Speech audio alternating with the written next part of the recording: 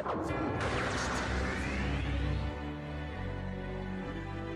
the best ever. I'm the most brutal and vicious and most ruthless champion there's ever been. There's no one can stop me. Lynx is a conqueror. No, I'm Alexander. He's no Alexander. I'm the best ever. I'm the best ever. I'm the best ever. I'm the best ever. Let's start the party. Bonsoir, bonjour, bonne nuit, good morning everyone for le 68e épisode du Unscript Wrestling Podcast. J'ai failli me lancer dans de l'anglais speaking, j'aurais peut-être pas dû. 68e, waouh, 1-2 épisode du Unscript Wrestling Podcast. On va parler de la nuit 2 de SummerSlam New Jersey. Antoine apparaît. Eh oui, apparaît comme, j'allais dire un Pokémon, mais non.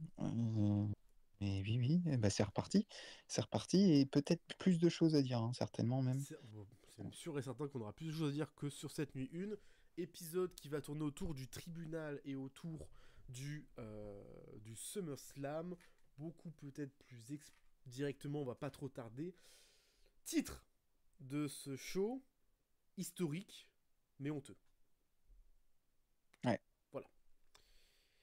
Ça va être compliqué de se positionner sur ce show, parce que chaque phrase et chaque prise de position va être importante au vu des gens et au vu de la circonstance où on est actuellement. C'est compliqué de se positionner sur ce show, mais on va essayer de le faire le mieux possible. On va commencer tranquillement avec le tribunal. Le grand tribunal. Ça fait, je crois, 3 mois que vous l'attendez, ce tribunal. Et on va lancer tout de suite le générique de ce tribunal.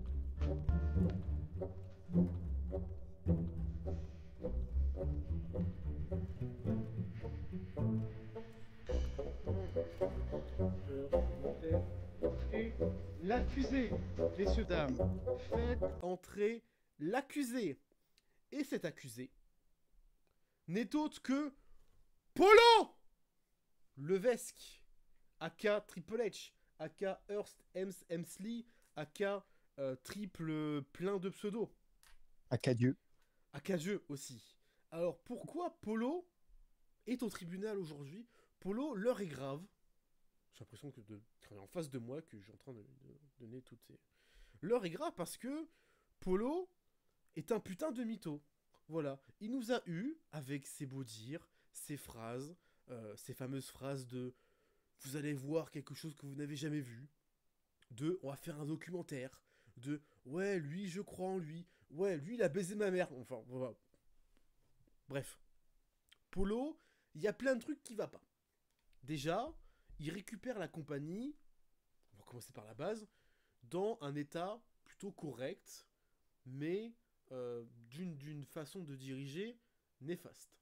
On se dit, bon, Polo, il va pas faire le con, il va essayer de réorganiser administrativement toutes les personnes. Polo, il garde dans ses rangs et de ses personnes les plus proches des personnes qui sont accusées d'agression et de harcèlement moral. Bon, premier bémol. Compliqué. Deuxième bémol. Bah, c'est plutôt pour les Américains, nous on s'en fout un peu, mais... fervent soutien de Trump. Oui, bah on l'a vu encore ce week-end. Hein. On l'a encore vu ce week-end. Grand soutien de Trump. Ok, ensuite, bon, choix de signature, choix de booking un peu bizarre. Les Wyatt Six ont été tous re-signés, Karen Cross, dont certains qui ont été renvoyés aussi. Hein. Il a re-signé Indy Hartwell pour la virer 6 mois plus tard, tout comme Tegan Nox, tout comme il a viré il a refait signer les Good Brothers pour les faire dégager 1 an après. Bref, voilà, une très mauvaise gestion. Et plus ça avance dans le temps, plus j'ai l'impression qu'il est en train d'enterrer la compagnie. Parce que pour le moment, hein, l'aveu, je regarde une compagnie sans âme. Voilà. Oui, actuellement, oui. Voilà. C'est l'année dernière. Putain, 2024, c'était bien. 2024, Ah non, c'était mais super, on avait vécu une superbe année, on s'est dit putain, c'est beau d'être fan de catch et tout. 2025 démarre, il y a Netflix qui débarque, des sponsors sur le ring, de partout, des matchs sponsorisés à chaque PLE, chaque match est sponsorisé, le logo Prime en plein milieu, du ring en PLE aussi. Euh, Ensuite, des plans de caméra. Dans les shows, on n'est plus sur des vrais weekly catch, mais on est plus sur des. Il y a des matchs, il y a des pubs, et regardez qui on a qui on a en premier rang. Paye ton show. Donc en fait, les PLE n'ont plus d'âme, c'est juste des matchs entrecoupés de pubs. Il n'y a plus d'angle backstage, il y a plein de trucs qui vont plus. Les stages sont plus travaillés. Et surtout, il y a des cuts budgétaires. Et là, on peut ressortir toutes les phrases que Polo nous a dit. Hein. C'est on, on a dû faire des coupes budgétaires, donc on a coupé des contrats de catcheurs. D'accord. Bémol, gros bémol, hein. Une semaine avant, on rappelle encore les faits, une semaine avant, ah, on a fait le plus gros bénéfice jamais encaissé dans le ticket au groupe. ils Com- se font de plus en plus d'argent, de toute comment façon, tu peux chaque parler, fois. comment tu peux parler Donc, de bénéfices et de coupe budgétaire? Parce que qui dit coupe budgétaire dit problème d'argent. Ce qui n'est pas le cas. Du coup, ouais. si tu fais un chiffre d'affaires excessif et que derrière tu fais une coupe budgétaire, ça va pas ensemble. Mais non, mais ils sont de plus en Et plus. derrière, du coup aussi, parce qu'on en finisse, euh, tous les catcheurs qui ont des avis politiques anti-Trump ou qui ouvrent leur gueule sur, comme Dakota Kai, qui a répondu au tweet du news sur Nick Khan, qui disait nous, on n'a pas des catcheurs ou des catcheuses signés qui sont sur le banc, on fait catcher tout le monde. Dakota Kai fait LOL. 2 semaines après, il a été Ouais. renvoyé. Braun Strowman, qui est un anti-Trump, s'est fait dégager. Ouais. Comme plein d'autres cas aussi, qui n'ont pas été renouvelés ou qui se sont fait cut parce qu'ils avaient des avis politiques différents de la compagnie mère. Faut Voilà. pas avoir une grande gueule, quoi, en fait. Hein. Voilà. Ben, l'ordre, c'est ça. C'est si t'es dans le main roster et que t'as une grande gueule, tu te fais cut. Si tu es dans le roster des NXT et que t'as une grande gueule, tu pars à TNA. Et Ena Black. Exemple. Dana Black qui s'est tué à faire la salle, à s'entraîner toutes les semaines, à se donner corps et âme pour avoir un booking, qui finalement, et en plus, d'après ce que j'ai compris, elle a été complexée de sa poitrine, mais on l'a entre guillemets un peu forcé à changer sa poitrine pour vendre, quoi, du coup. Vendre plus, au passage. Et- Et du coup, ça a encore répercuté avec du coup aussi Nablack sur le fait que Nick Khan disait nous on n'a pas des catcheurs qui sont des feignants. Voilà. On vire les feignants. Ça veut dire quoi ça? On vire les feignants. Ça veut dire quoi? Mais non, mais de toute façon, la politique, elle est. Mais Nick Khan fait partie du clan de Triple H. Et Nick Khan, c'est quand même pas non plus quelqu'un de, j'allais dire, d'hyper bien. Je sais pas s'il est sympa dans la vie, mais tu sens quand même que ce clan n'est pas. Ah Parce ben que The Rock, on peut pas l'intégrer dedans. Nick Khan c'est juste un businessman qui veut du retour sur investissement. Mais c'est ça. Et Et et le TKO Group, tu vois ce qui est le groupe TKO du coup, et le TKO Group qui te dit un petit mail en disant bon, vu qu'on est maintenant un groupe, il faut faire attention à l'argent qu'on dépense. Et ça, je peux comprendre. T'es dans un groupe, t'es un groupe, mais t'as la même somme d'argent que tu dois dispatcher dans différentes entreprises. Donc, du coup, euh, le groupe te dit il faut faire une coupe budgétaire, mais on te dit pas où. Et c'est Nick Khan et Triple H qui décident où on coupe. Il y a eu les postes en doublon qui ont été cut. Du coup, on n'a plus de petit intron custom. On n'a plus de thèmes vraiment qui ont de l'âme, ouais, du coup. les theme Zetro songs, c'est Bells a catastrophique. débarqué, Lia Tsuno a débarqué. On n'a pas non plus de graphisme, puisque les graphistes ont été virés. Puisqu'il y en a un graphiste qui doit gérer les graphistes de chez VE toutes les semaines et de UFC. Parce que oui, il y a des postes en double. Donc du coup, vu un poste double, on en garde qu'un. Mais le problème, c'est que dans une entreprise, t'es obligé d'avoir des postes en double. Parce que Ouais. quand une personne décide est malade ou part en vacances, il faut qu'il y ait un autre pour prendre le relais. Ou par exemple, t'as un poste en double. Une personne s'occupe de Raw, une personne s'occupe de SmackDown. Comme ça va plus vite. Il y a des différences visuelles. Et tu peux faire plus de graphismes, tu peux produire plus. Mais non, bah non, il faut garder un seul poste. Parce que chez WWE et Psycho Group, le burn-out, on apprécie. Voilà. Non, mais en plus, il y a eu la polémique là sur Def Rebel, comme quoi ils utilisaient de l'IA pour leur theme song. Et ça a été prouvé. Et ouais, Ça a donc été prouvé. Après, il n'y a pas eu de plainte, ou enfin, je sais pas s'il y a une plainte. Mais j'ai pas senti, tu vois, cette sauce en mode, vous allez douiller VE, c'est en mode, ouais, j'ai donné ma voix sur un site de voix, et se sont servis pour faire un theme song. Je veux bien comprendre que la Lana, à un moment donné, elle demande aussi une commission.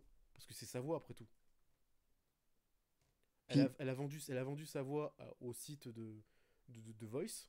Donc elle attend peut-être une commission si la voix est utilisée et que ça fait des millions de vues. On peut se comprendre. ouais, bah oui. Non, mais en plus, ce qui est dommage, c'est que au lieu, tu vois, que les gens là réclament We Want Cross, We Want Cross, mais réclamez plutôt des vrais theme songs. Ce serait beaucoup mieux, en fait, tu vois, que les gens se Ouais, réclament. mais là, t'en demandes trop des Américains débiles, hein. Oui, bah c'est sûr, c'est sûr. Mais, euh, mais Surtout non, ceux, mais Triple surtout H. ceux du New Jersey, hein. Mais en plus, ce qui est incroyable, c'est, regarde, pendant, depuis qu'on a repris les podcasts en 2021, quand John Cena, je crois, bah, c'était le premier podcast, c'est quand John Cena fait son retour pour défier Reigns à Money in the Bank, il y avait une très bonne vibe. Bon, après, il y avait encore Vince qui était là. Mais quand Triple H débarque, qui fait son premier booking pour SummerSlam avec le retour de Bayley, Io Sky et Dakota Kai, on sentait qu'il y avait une bonne vibe. Et honnêtement, 2022, 2023, 2024, c'est très très bien. On n'a jamais pris autant de plaisir à faire des Mm. podcasts où on disait souvent du bien, on disait oh, les matchs sont géniaux, etc. Là, 2025, c'est une catastrophe. Là, on Bah, retrouve les. Ouais. en fait, le truc, c'est que Triple H, il a mis le paquet dès le début. Il a vraiment mis le paquet en mode, regardez tout ce qu'on peut faire, regardez tout ce qu'on fait. C'est bien, hein, c'est bien. Et puis, en fait, à force de faire les choses, de tout donner dès le début. Mais il n'y a plus d'idées. Donc, en fait, à chaque fois que tu vois un combat, tu vois déjà les spots et les trucs qui vont venir. Parce qu'en fait, Triple H, enfin, parce que oui, c'est le chef des opérations, donc c'est lui qui est la voix forte, et on le voit dans le documentaire, mais c'est la voix forte des créatifs, donc tu peux pas te cacher. C'est lui et Bruce. Ils ont leur nom à la fin de chaque putain de show. Il y a leur putain de nom. Donc tu peux pas dire que c'est pas moi, ou que si, ou que ça. T'as ton putain de nom. Parce qu'on va en parler du main event. Du main event de SummerSlam Nuit 2. Le frérot, il se cache en disant ouais, mais Sina, il m'a dit. Alors, à quel moment il te l'a dit? Déjà, on veut la preuve vidéo, hein. On veut la preuve. Sina m'a dit qu'il voulait bosser avec lui dans sa tournée d'adieu. Donc, tu fais faire revenir un gars qui est cancel, qui est à surveiller et qui est surtout un putain d'agresseur sexuel, qui n'a pas encore été jugé, et l'affaire est encore au tribunal. Donc, il doit être jugé. Tu fais revenir cette personne parce que John Cena t'a dit il le voulait dans sa, dans sa tournée d'adieu. Est-ce que c'est vraiment John qui l'a dit? Parce que je pense que John, il est au courant de ce qui se passe. Il n'est pas Oui, aveugle, il n'est pas sourd. John, il a quand même une sacrée image à tenir pour tous les plateaux ciné qu'il fait. Je vois mal, tu sais, dire ouais, ma tournée d'adieu, moi je veux qu'il y ait Vince McMahon, hein. Ah, moi je veux Vince, hein. bah Je veux oui, c'est Vince, hein. ça. C'est... Non, non, c'est. Tu peux pas te cacher en disant c'est un tel ou c'est un thème qui me l'a dit. T'as ton putain de nom à la fin de tous les shows. En premier en plus. Même les shows où t'es pas là. Genre au pif, NXT. C'est pas toi le killbook, mais t'as ton nom dessus. Bizarre. Non, mais Bizarre. son l'ego de Triple H, c'est... on le connaissait déjà à l'époque, mais à la limite, ça passait. Mais là, Et, c'est too et much, quoi. aussi, Triple H, alors, c'est assez fort parce qu'on se dit ouais, mais quand même, il a du mérite, c'est un ancien grand catcheur. Ok, grand catcheur. Dans les commentaires, je vous attends. Citez-moi trois runs de Triple H Prime, hein. Les 3 meilleurs runs de Triple H Prime, et surtout citez-moi les 3 meilleurs matchs de Triple H. Quand je dis 3 meilleurs matchs, 4 1/4 minimum. Mais le problème, c'est que Triple Voilà. H, en fait, dans la globalité, c'est qu'il fait partie des gens avec les Orton, Cena à avoir marqué une génération, mais pas d'un point de vue in-ring ou quoi, juste d'un point de vue personnage. Donc, euh, Oui, donc c'est pour ça qu'il est autant oui, iconique. il est Euh, iconique. Il est iconique parce qu'on dit, ouais, c'est. Parce qu'on dit souvent Triple H c'est l'un des meilleurs et tout. Triple H, je suis désolé. Alors, je vais peut-être être. non, c'est pas la meilleure in-ring, loin de là. On va peut-être se faire des ennemis aujourd'hui ou pas, mais Triple H est un très mauvais catcheur. C'est un catcheur Très mid. mauvais, t'exagères peut-être. C'est un Très catcheur mauvais, mid. peut-être pas. Mais euh, c'est pas très bon, hein. C'est un peu boring, hein, son in-ring, hein, on va pas se mentir, hein. Ah, c'est un catcheur mid, hein. C'est un mec, oui, mais il est pas incroyable, quoi. C'est pour ça qu'il aime bien Karrion Cross, quoi. Il a été mis Mais over par les autres et il a eu des bons matchs grâce aux autres. c'est juste que son personnage est iconique, ça on peut pas le nier. Et que voilà. Mais et puis ces matchs-ci, ces matchs face à Taker, quoi, Mania, quoi. Mais bon,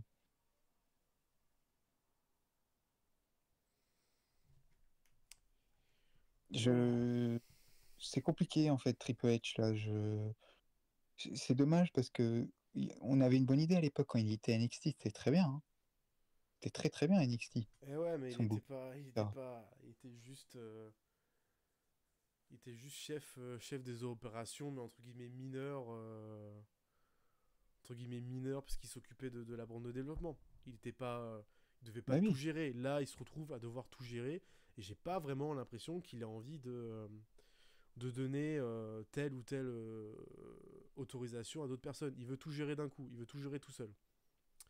C'est Mais vrai. c'est là que le problème en fait, c'est que Oui, depuis 2 3 ans, oui, c'était entre guillemets comme dans une histoire d'amour, c'est le début, tout se passe bien, etc. Mais là, ça y est, là, on rentre dans le dur, on rentre dans maintenant, ben, va falloir que tu tiennes sur la longueur. Et, et il voit que l'argent en fait, Triple H maintenant. Il voit que l'argent. Et il a fait son truc avec R-Truth là en mode oh, j'écoute les fans. J'écoute les fans. R-Truth, t'as vu, vous avez vu, vous voulez R-Truth, eh ben, je vous le rapporte. R-Truth, ça fait 3 semaines qu'on ne le voit plus, hein. Euh, Karrion Cross, bon, ben, on l'a vu, il fait semblant de ne pas comprendre, de ne pas entendre. Euh, Il y a eu quoi aussi comme aberration? Euh, Ah oui, ben, la fin des conférences de presse, Vincent. La fin des conférences de presse. Euh, Il a dit euh, on arrête les conférences de presse. On rappelle quand même que les conférences de presse, c'est lui qui a voulu les mettre, hein, après les shows. Donc, il se contredit. Il arrête les conférences de presse. Pourquoi? Ben, parce qu'il y a quelqu'un qui est revenu là, qui est de retour. On en reparlera là, au main event. Et que il voulait plus avoir de gens qui le contrarient, en fait, qui lui posent des questions, qui lui mettent dans la panade. Euh, voilà. Donc, voilà. C'est de plus en plus lisse maintenant. Et ouais, quoi, je pense qu'il faut s'habituer à ça, quoi. Et c'est pour ça qu'il y en a de plus en plus qui vont arrêter de regarder catch et que voilà, quoi, hein. C'est, et c'est de plus en plus anxiogène. Le fait que Triple H adore Trump, c'est problématique. C'est très, très problématique. parce Même que pour nous, hein. dans les choix, ouais, très problématique parce que dans les choix de booking et en dehors surtout, ça va être, ça va pas être irregardable, mais ils vont faire des choix qui politiquement vont pas être à plaire à certaines personnes et surtout, ben ils vont faire gagner, enfin, ils veulent que des yes men. Tu dis pas oui à tout, tu finis en bas de la liste à jobber à main event comme Austin Theory. Austin Theory, c'est un putain de cas, bordel de merde.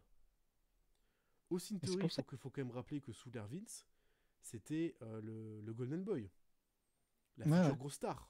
Mister Money in the Bank, où il a. Et bizarrement, quand il foire son cash-in, Triple H commence à être dans les papiers pour El Brado de Vince. Il a son titre des États-Unis qui perd en 2 semaines top chrono quand Triple H prend les commandes. 2 semaines top chrono, alors que Austin Theory faisait que des masterclass. Il venait de battre Cena à WrestleMania, vraiment, tu vois, putain, dinguerie, jusqu'au bout. Et depuis que Triple H a vraiment pris le contrôle, Austin Theory est rabattu dans une division par équipe, où maintenant, à la caméra, on dit qu'il est blessé, alors qu'il n'est pas blessé.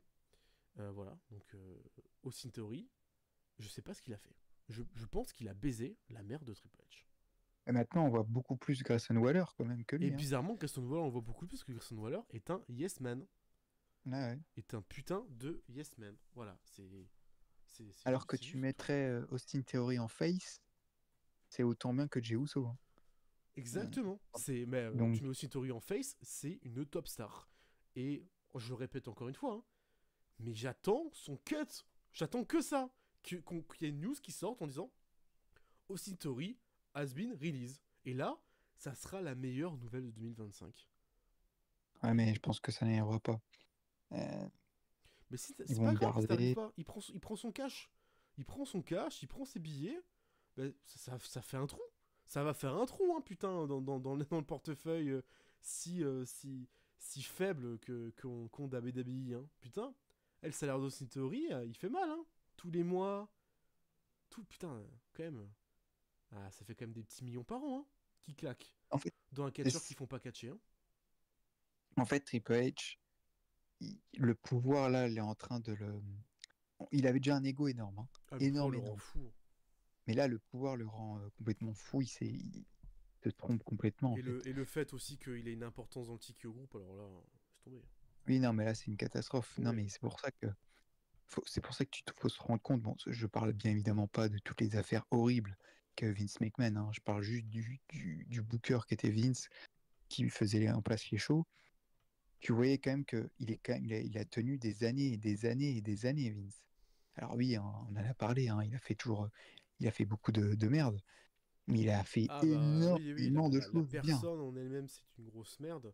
Mais le businessman et l'homme d'affaires qu'il est, Ah, mais il y a pas il a quand même osé faire des doigts à son père, à racheter la compagnie de son père, pour ensuite racheter les catcheurs des différentes compagnies, et faire une guerre de territoire en rachetant les différents territoires les uns après les autres pour créer une seule et même compagnie. Il a quand même été innovateur dans le style où, à l'époque, chaque territoire avait sa compagnie de catch. Il a décidé de tout racheter et de tout rallier pour faire une seule compagnie sur toutes Bah les oui, États-Unis, faire l'expansion un peu internationale. Et même dans le booking, il y avait des trucs très mauvais, mais il y avait des trucs très bons, et surtout hein, ce côté innovateur. Et surtout, mais, et c'est ce qu'on demande à une compagnie de catch, il savait créer des stars. mais c'est ça. Mais regarde, qu'est-ce qu'a fait Triple H là depuis 4 ans, si ce n'est. Alors, il a eu des très bons bookings. Hein. Attention, hein, pendant 3 ans, on l'a dit, on s'est régalé, etc. La Bloodline, etc. Mais depuis 4 ans, est-ce qu'il a créé une star, en fait? Parce que toutes les stars, là, les Cody, les Roman, tout ce que vous voulez, bah, c'était lors du règne de Vince. Ça, c'est les mecs qui sont déjà connus depuis longtemps. Bah, Quelle est la la star que Jey Uso, quoi. c'est Jey Uso, et pour l'instant, c'est en construction, mais ça serait Braun Breaker. Braun Breaker, ok. Ok, Braun Breaker, à voir. Ok. Mais je veux dire, À voir comment ça va être. Après, Braun Breaker, ça reste un fils d'eux, tu vois. en plus. Donc concrètement, il, il n'a pas réussi encore à créer des stars. En gros, il est toujours avec les superstars du passé, qui sont encore jeunes. Hein. Par exemple, Cody, il a encore du jus. Hein. Mais je veux dire, c'est des gens qu'on connaissait déjà avant.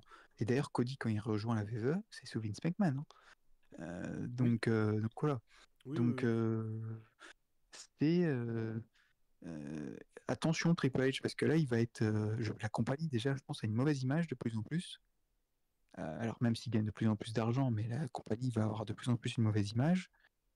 Et attention là, avec le cas, on va parler dans le main event. Alors même s'il y a une pop gigantesque, hein, forcément ça a surpris tout le monde. Mais attention parce que là, ça peut puer très très fort pour Triple H et la compagnie. Donc le tribunal, on l'attendait depuis longtemps, hein, forcément, Triple H. Jamais, je pense que tu m'aurais dit il y a 2 ans, on aurait critiqué Triple H. Je pensais pas que tu vois, qu'on aurait été autant méchant envers lui. Mais là, aujourd'hui, on était obligé, quoi. Il a été bon pendant 3 ans, mais là, depuis qu'il y a Netflix, bah, c'est n'importe quoi. Et on le voit dans nos podcasts, hein. On est de plus en plus négatif. On retrouve un peu la vibe qu'on avait en 2018. Ouais. L'année 2025 est compliquée, hein. Donc, alors, heureusement, il y a des choses positives, hein. Heureusement. Tu peux pas tout faire mauvais. Mais euh, c'est compliqué, quoi. Genre, tout à l'heure, tu vois, lors de la nuit 1, on a eu du mal à trouver quels sont le gros pay-per-view de l'année, quoi. C'est Evolution, mais Evolution, enfin, je veux dire, c'est pas non plus incroyable. Donc, ouais. Que ce soit in-ring, que ce soit d'un point de vue storyline, d'un point de vue image, c'est pas bon du tout, là. On est en pente descendante, quoi. Et Donc, ça a pas l'air de bien changer par la suite, hein, dans le futur. ah oui, ah bah, ça va être de pire en pire, On maintenant. reste sur la pente descendante, on reste sur le bénéfice et le chiffre d'affaires et on fait rien d'autre, hein. Vraiment, c'est la pente descendante. Le côté chiffre d'affaires augmente, mais le côté divertissement et spectacle, lui, par contre, rien, Ah quoi. oui, hein. De pire en pire, ouais. Et ça c'est vraiment dommage. Et c'est surtout ce tribunal, c'est tout ce côté. C'est pas le, c'est pas entre guillemets le catcheur qu'on va cracher dessus, mais c'est surtout que le mec est surcoté de ouf. Et tout le côté booker, en fait, c'est juste horrible. Tout le côté booker, c'est, enfin, il est surtout les choix, putain, qu'il fait, les choix, tous les choix qu'il fait, qui sont Ben là, pas on pas l'a pas vu, respectables.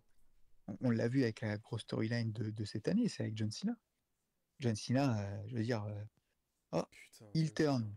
Il turn d'un seul coup, oh, il est face.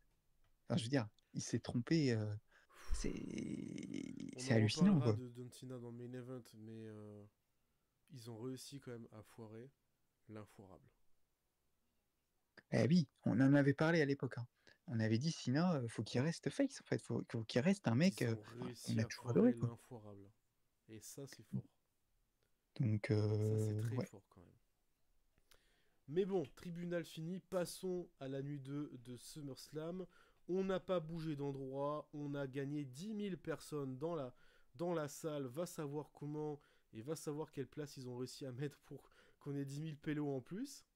Triple H ouvre le show en disant que ce sera le plus gros SummerSlam de l'histoire. Ta grand-mère la pute. Voilà, c'est bon. Dès le début, il m'a gavé. Voilà, À chaque fois, le show se ouais. lance, il m'a déjà pété les couilles.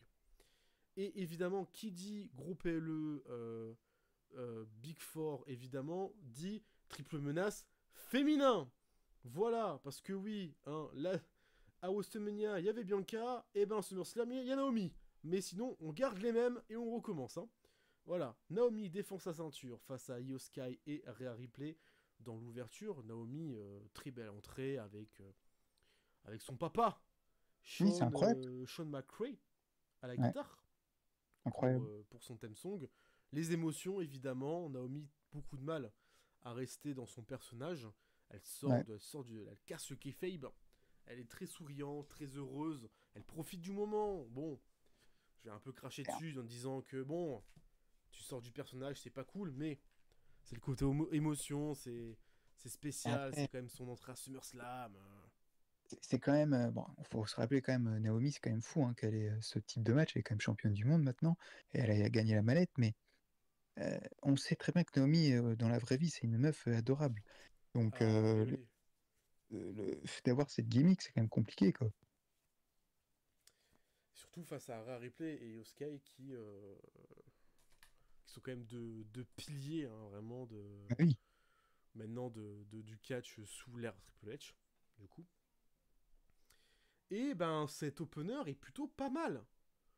Il est bien, ouais, il est bon, c'est un bon triple menace. C'est un bon triple menace qui fout bien la haine comme il faut. Puisque Naomi, bon, comme très souvent dans ce genre de match, fait rien branler. Enfin, elle va prendre ouais. 2 bumps, elle va prendre une powerbomb, et elle va supporter une powerbomb de Yosuke sur Rhea, elle sort du ring, et c'est tout. Elle va vraiment rien faire de plus. Le match va se centraliser autour de Rhea Ripley et Yosuke.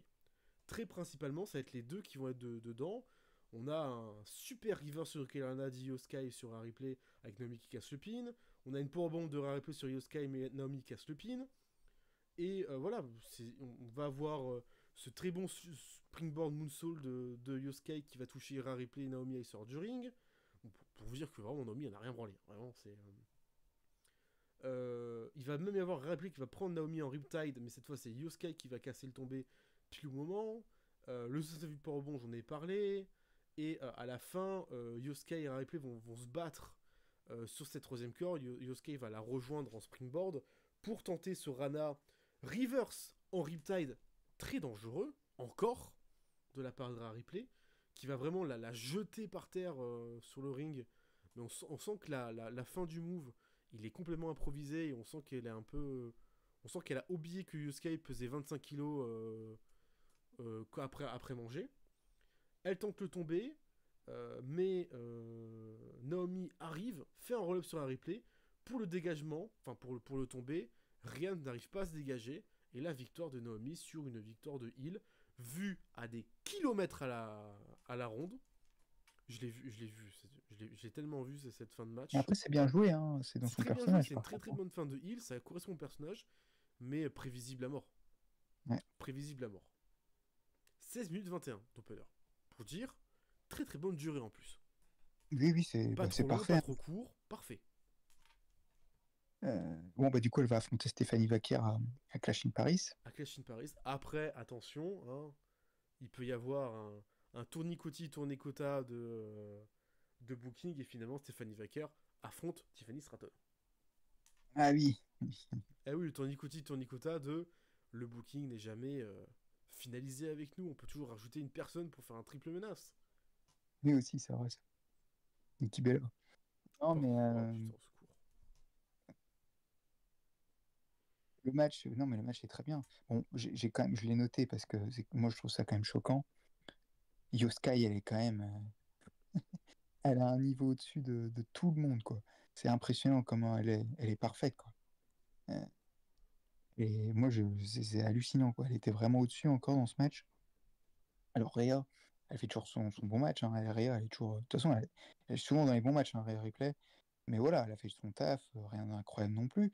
Mais c'est bien, elle a fait un gros riptide, hein, qui était bien placé d'ailleurs. Bon, Naomi, comme tu l'as dit, Vincent, elle a rien fait. Mais après, bon, ça correspond bien à son personnage, et puis c'est pas plus mal. Elle est pas incroyable d'un point de vue in-ring, on le sait, mais elle est pas mauvaise non plus, hein, mais voilà. C'était bien, on a eu beaucoup de duos contre Rhea, c'était cool, on l'a vu à Evolution, c'était un super match, donc voilà. Yoskai a régalé. J'ai bien aimé là où on a cru que c'était la fin. Après les riptides de Rhea sur Naomi, le retour de Yo, c'était bien. Franchement, on l'a pas trop vu venir en plus à la caméra. Quand elle a fait son intervention là pour couper le tombé, c'était cool.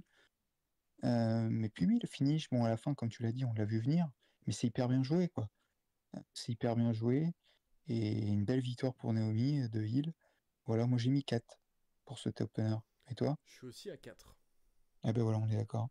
Non, non, c'est bien. C'est On très est très bien. raccord dessus. Derrière, l'annonce de SummerSlam 2026. On garde la même date, 1er et 2 août 2026, à Minneapolis, au West Bank Stadium. Voilà, SummerSlam est officiellement en 2 nuits tous les ans. Voilà. Le ticket au groupe continue à expandre ses shows en 2 nuits pour faire encore plus de pognon et nous pour encore moins dormir. Ah, t'as vu la news là aussi? Ils vont faire Money in the Bank en 2 nuits, Rumble en 2 nuits. J'ai vu qu'ils voulaient faire plus de shows en 2 nuits. Que le Rumble, Money in the Bank et Survivor Series étaient sur la liste des shows qui allaient être en 2 nuits. On va pas la tête là ou pas? Putain. C'est pas possible en fait. C'est qu'à un moment donné, on va dans les pods, on va pas dire oh non, franchement c'est chiant. On va juste arrêter en fait. Parce que c'est pas possible. La 2 nuits, enfin, ok pour SummerSlam à la limite, allez, pourquoi pas. Et encore, hein, on n'est pas d'accord, mais bon. Mais c'est bon quoi. Tu Tu vois, t'arrêtes à ils nous cassent les couilles avec des shows en 2 nuits où au final le show dure 7 heures et c'est long, 7 heures de show de catch. C'est long, 7 heures de show. Et à côté, t'as AEW qui te claque, bon, à part All-In qui était juste excessif, il te claque 10 matchs en 5 heures. 4 Ouais. heures, 4 heures, tu vois, 4 heures, mais ça va, quoi. C'est un seul show, un samedi soir, tu te regardes ça, et puis après, salut, au revoir, quoi. Puis attends, Dimanche, t'es ce que- tranquille. ce qu'on oublie de préciser, c'est que À la limite, que tu fasses 10 matchs en. Admettons, tu ferais 10 matchs en 5 heures. Ah, génial, enfin génial, pas de souci, comme AEW. Sauf que là, c'est 6 matchs par nuit avec 2 heures de pub. C'est que ça n'arrête pas, quoi. Les pubs, les entrecoupés, je veux dire, il y a beaucoup de temps mort hein, entre les matchs. Hein. Donc, c'est infernal, quoi. C'est infernal. Tu pourrais concrètement avoir 1 heure et demie de show juste de pur catch, quoi, par nuit. Voilà. Ça n'arrête jamais. Donc, ouais. Bref.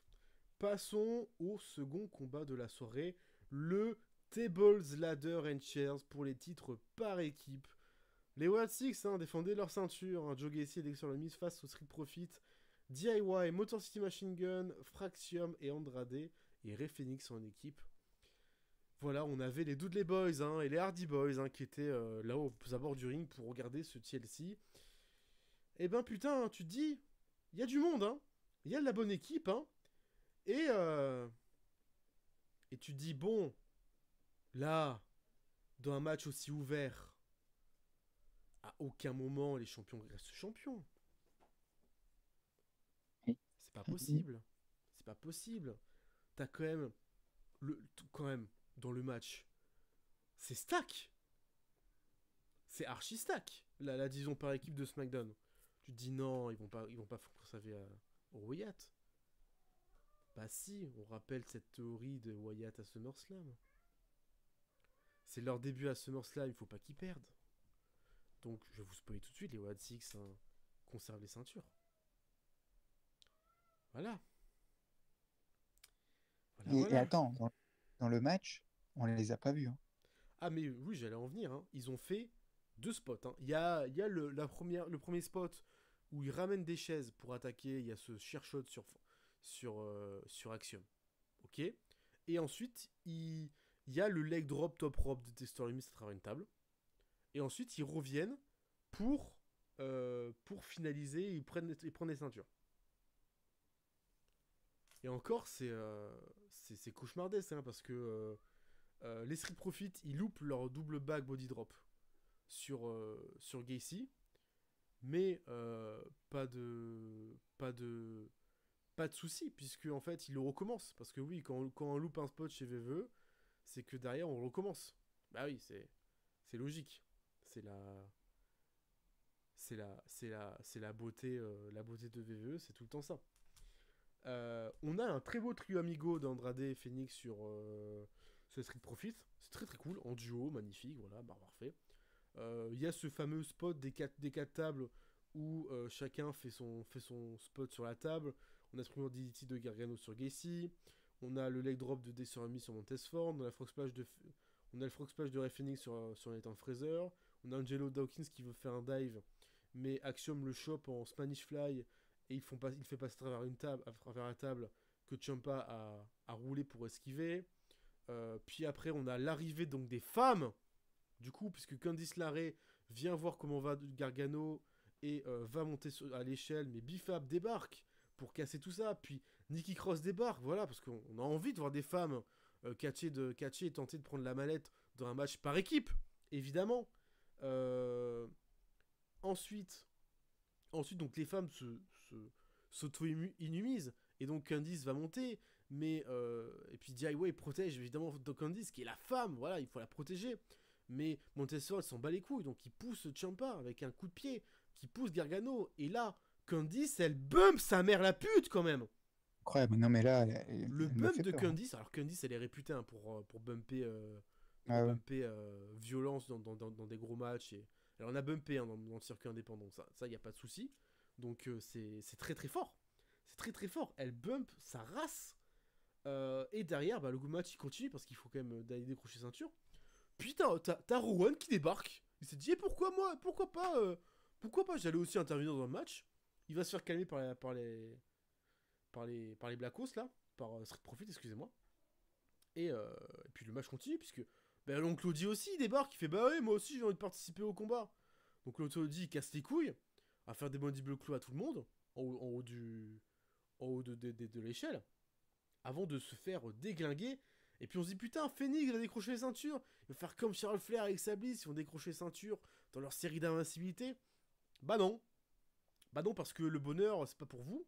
Et puis Joe Gacy et Dexter Lumis reviennent encore avec des chaises, puisqu'ils sont abonnés aux chaises. Coup de chaise sur Ray Phoenix. Puis ils font quoi ils lui font quoi, Ray Phoenix Ouais, ils lui font une souplex pour bombe. Enfin, une souplex et une pour bombe en même temps sur cette chaise. Andrade, bah, il se fait virer du ring parce qu'il a cap à être là et retourner chez Triple A. Et du coup, Joe Gacy décroche les ceintures et il conserve les ceintures par équipe. Voilà, célébration du clan sous une bronca de malade mental. C'était mérité. Et Uncle Cody qui dit Wyatt is for you. Non, mais après, bon, Faut ça, tourner la oui, ok. page. Voilà, voilà. C'est magnifique, ok. De toute façon, on n'oubliera jamais Bray. Mais à un moment donné, c'est bon, quoi. Vous êtes. Enfin, ça devient malaisant, quoi, à force. C'est pas. C'est Faut bon. tourner la page, bordel. Arrêtez d'être dans le déni. Tournez la page. En plus, vous faites pas du bien à Bray, quoi. À force de forcer, justement, c'est tout le contraire, quoi. Bah Donc, déjà, vous faites pas du bien à Bray, puisque, bah, en fait, si vous prenez la continuité, ils veulent prendre la suite de ce que l'héritage de Bray. Ok, pourquoi pas. Sauf que le problème, c'est que dès que vous avez pris les vidéos package et tout pour prendre l'héritage de Bray, c'était cool, hein. Mais en fait, dès que vous avez commencé à intervenir, à faire vos débuts, c'était sympa la première semaine. Sauf que derrière, on a vu que c'était limité. Puis il y a eu la blessure. Puis après, ça a disparu pendant 3 mois avant de ouais. réapparaître sorti de nulle part. Et je me suis dit, il y a peut-être un lien avec sa Bliss. Même pas. Zéro lien avec Bliss. Donc, il faut arrêter. Faut passer à autre chose à un moment donné. Non, bon, voilà, c'est Et vraiment, j'ai tu été donnes les comme. ceintures par équipe à des gars qui ont 20 de work rate cumulés. Ah ouais, non, mais là, c'est dramatique. C'est dramatique, c'est dommage, alors que tu avais toutes les autres équipes à faire gagner. Euh, Bon, oui, les spots, là, au départ, là, c'était bien pour se mettre dedans, là, quand tout le monde se prend les spots sur les tables, c'était une bonne idée, on va dire. Euh, le Spanish Fly était quand même un gros spot, hein. Euh, sur les tables, vraiment.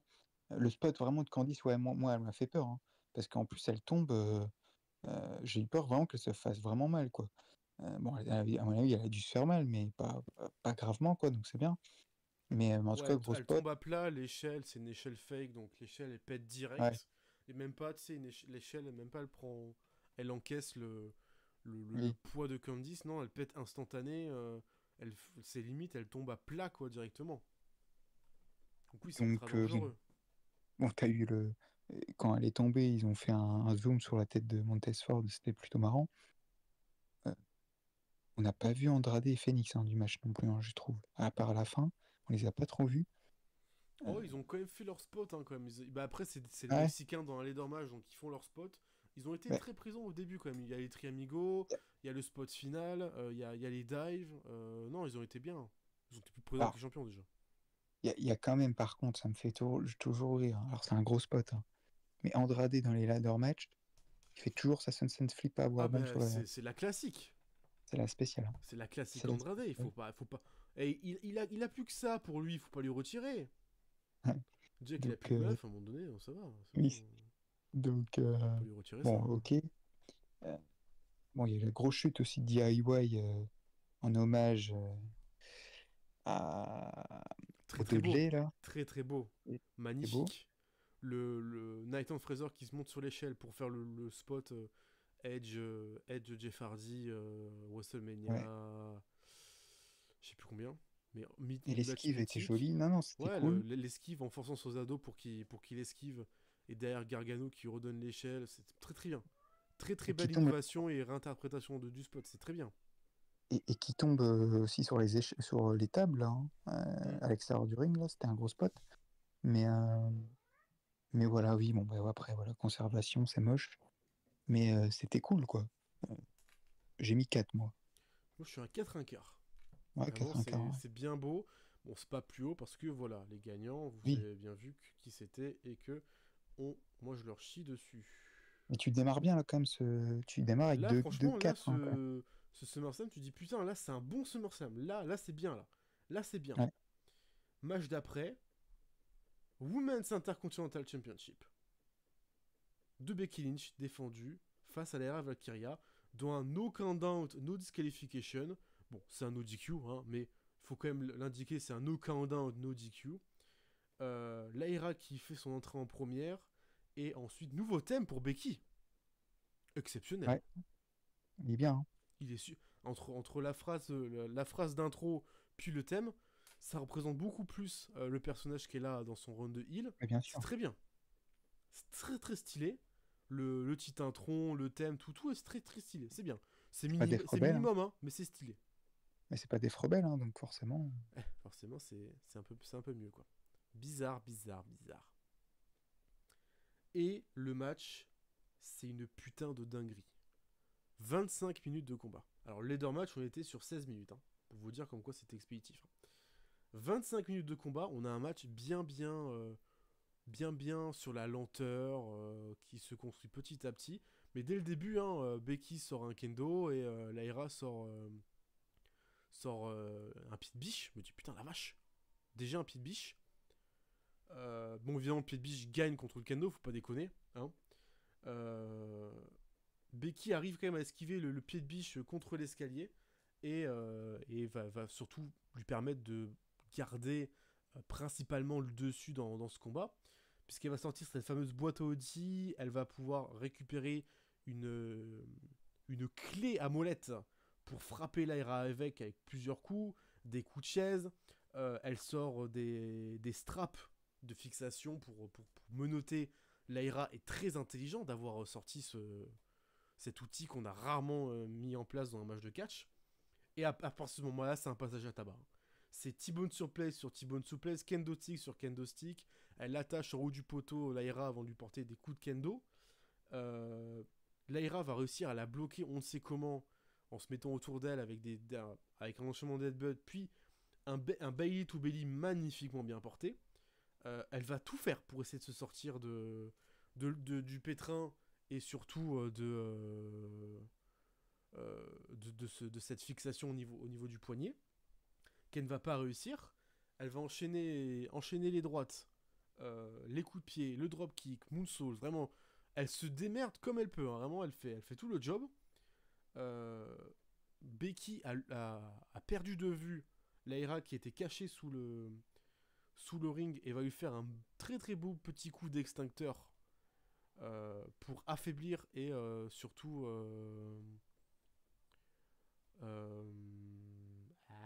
j'ai perdu les mots, affaiblir et aveugler, excuse-moi, Becky Lynch.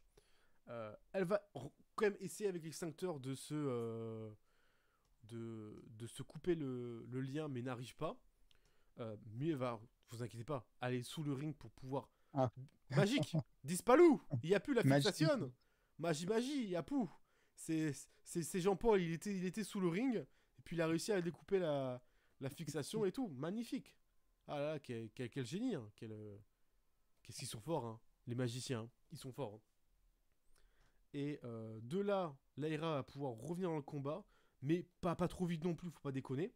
Puisque le Mandible depuis l'escalier ne fonctionne pas, le High Driver depuis l'escalier lui passe, et derrière, elle va tenter de reprendre le dessus, mais va se faire bloquer avec un bridge, avec la chaise autour de la tête de Lyra, puis autour du buste de Lyra, et elle va la balancer contre la table, contre le poteau.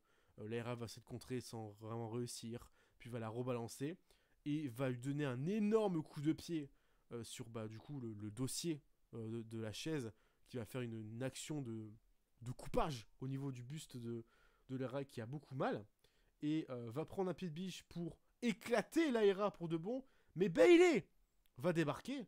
Bayley qui va confronter Becky Lynch. Becky Lynch, dans toute sa splendeur, va lui dire tu te souviens, les Force Women, on était bien. C'est elle, c'est sa faute si t'as pas le spot. C'est sa faute. Vas-y, frappe-la avec le pied de biche, éclate-la. Et Bayley, évidemment, va ne pas s'exécuter et va gentiment poser le pied de biche. Mais Bayley va contrer aussi la droite de Becky qui voulait la frapper avec une chaîne. Bayley va la contrer, va enchaîner les droites. Petit à petit, va lui foncer dessus contre la barrière, mais va passer par-dessus la barrière de sécurité. Becky va céder de cette table qui était à l'extérieur du ring pour se relever. Mais Lara perd pas de temps. Tope con hilo, leg drop. Out of nowhere. De Out nulle of part. nowhere, vraiment incroyable, très très bien. Cet angle de caméra, très très bien opté. Elle va ensuite ramener Becky dans le ring. Lyra Driver, dégagement. Bayley va monter sur la prône et vouloir frapper Becky, mais c'est Lyra qu'elle va toucher. Lyra se mange une belle droite avec les chaînes, suivi du Mandible Slam de Becky pour la victoire. Et du coup, le triangle amoureux des trois autour du titre intercontinental va continuer, encore et toujours. Ça n'arrivera jamais à se finir entre les trois. Voilà le résumé, et j'ai envie de dire bravo mesdames pour ce match, d'avoir donné plus ce qu'un ODQ devait donner, et surtout à donner plus d'armes et plus d'agressivité qu'un Street Fight qu'on verra plus tard dans la soirée. Bravo. Ouais. Non, non, c'était un super match. Bon, bah, Becky, voilà, comme d'hab, hein, toujours au top. Lyra, bah, elle s'améliore de plus en plus, il faut le dire, hein, on en avait déjà parlé lors de la dernière fois, donc c'est bien, bravo. Bravo à elle. Bon, Bayley, elle a fait sa petite apparition, je sais pas c'est quoi pour la suite pour Bayley. Bon, à mon avis, ils vont faire ce triple menace, mais bon, à force, on va être à court d'idées, hein. Mais peut-être qu'elles seront à Clash in Paris ou à, je sais pas, à Raw, à Paris. On va voir si ça va se terminer là. Ce serait bien pour la foule. Mais, mais non, le match était bien. Bon, alors si, attends, Vincent, t'en as pas parlé. L'ambiance, il se fout de la gueule du monde, hein, le public. Il faisait des oh, il y avait des huées ou des comment d'un seul coup, t'avais des réactions du public que tu comprenais pas alors qu'il y avait rien qui se passait dans le ring. Parce qu'il y avait quoi? Il y avait, je crois, une bagarre qu'il y a eu dans le public. Euh, Ouais, il y j'ai avait vu des la holas. bagarre, ouais. Il y a eu des holas. Enfin, je veux dire, c'est un manque de respect. C'est pas possible, quoi. Ils ont Le pas le match droit, le n'a pas public, vraiment quoi. été respecté à sa juste valeur. Mais bien sûr, ça se fait pas, quoi. Ça se fait pas du tout. J'étais même peiné pour elle, quoi. Elle se la donnait et le public s'en foutait. Bon, après, le public américain, voilà, quoi. Mais, mais non, le booking était bien parce que Lyra, qui était menottée, je trouve qu'elle a bien joué. Bon, elle s'est fait défoncer, mais c'était bien joué. Elle Bon, a comme... vraiment bien géré son booking où bah, c'est juste un passage à tabac et c'était très très bien, hein. Ouais, ouais, c'était hyper cool. Becky, elle était vraiment rude, hein. C'était cool, ça, hein. Une Becky agressive, avec son nouveau thème et tout, tu sens qu'elle est vraiment bien dans son personnage, là. Euh, Bon, comme d'hab, hein, Becky, on le sait, hein, faut pas qu'elle parle. Quand elle parle en tant que heel, c'est pas bon. Mais sinon, après, tout le reste, c'est excellent. Après, ça reste Becky Lynch, hein, donc voilà, elle est forte. Mais bon, quand tu l'as dit, ça, par contre, on a soufflé, quoi. Quand Lyra, elle va sur le ring et que tu sais très bien que c'est comme tu as dit, Jean-Paul, qui, euh, qui va lui couper, bon, vous abusez, les gars, quand même. Là, vous nous prenez pour des cons, quoi. Enfin, bref. Euh, euh, Et puis la fin est très bien, quoi. Lyra Utanower, on l'avait pas vu venir, le plan de caméra était génial. Euh, bon, Bayley qui donne le coup de poing à Lyra, je sais pas comment ils vont le raconter. Est-ce qu'ils vont raconter en mode elle l'a pas fait exprès? Mais ça, j'aurais quand même du mal un peu à le prendre parce que tu as quand même l'impression que Bayley, elle l'a fait un peu exprès, quoi. Enfin, je veux dire, le point quand même, elle va quand même vraiment bien dans Lyra, quoi. Alors, ok, il y a l'esquive de Becky, mais bon, elle y va pas de main morte, quoi. Et à la fin, du coup, bon, Becky, elle fait son malin de slam, et puis voilà. Mais un petit peu dommage, un peu dommage la fin. Le match méritait peut-être une meilleure fin, parce qu'elles se l'ont donné, quoi. Donc, Ouais, après la fin, moi je la trouve vraiment très très bien, hein. Moi j'ai ouais, vraiment non, mais bien après, kiffé la fin du match, franchement. Le côté où tu vois que bah, c'était vraiment pas voulu, surtout la droite elle est violente, putain. ouais, non, mais elle n'y a pas été de main morte, hein. Mais voilà, Becky conserve, ok. Euh, j'ai mis 4. J'ai mis 4, c'était très bien. Un peu long peut-être parfois, parce que des petites longueurs, entre guillemets, mais après c'est normal. Mais non, non, c'est bien. C'est un gros, gros match, hein. Bravo à elle, encore. Et toi, t'as mis combien? Moi je suis sur du 4,5. Ouais, ça se voit, t'as kiffé, toi. Ouais. Ah mais pour te dire, c'est leur meilleur affrontement. Et Bah, tu sais, il va être et parti. pourtant les gens le savent et tu le sais, Ah que bah leur oui, histoire, j'ai pas été tendre. bah, surtout l'Aira, bah, t'es pas en kiff sur Je suis l'Aira, pas en donc. kiff sur l'Aira et leur histoire, je l'ai trouvé vraiment naze. Et j'étais vraiment pas tendre avec elle. Et là, elles ont réussi à me donner, je pense, le meilleur Nojiku que j'ai pu voir de ma vie, hein. C'était bien, Mais hein. je pense que en plus, il est possiblement dans les meilleurs matchs féminins que tu vas mettre là, hein, Ah ben de en l'année, match hein. féminin, c'est clair que ouais, il a une belle place. Très très belle Parce que place. même le Tony Storm Mercedes, il est à C'est ouais, côté, quoi. 4 un quart, 4 et demi, ouais, tu vois, c'est pareil. Ouais. Donc, C'est ouais, ouais, non. dans un Bon, autre registre par contre, mais ouais, c'est très très fort de leur part. non, bravo. Et après les trois grands combats qu'on a pu avoir, il fallait bien des sacrifices, et les sacrifices, ça pile, et oui, ça s'empile. Ça s'appelle les titres mineurs, et on commence avec le titre des États-Unis. Dans un steel cage match défendu par Sosikov face à Jacob Fatou, on va donner 12 minutes de combat où c'est nul, il se passe rien.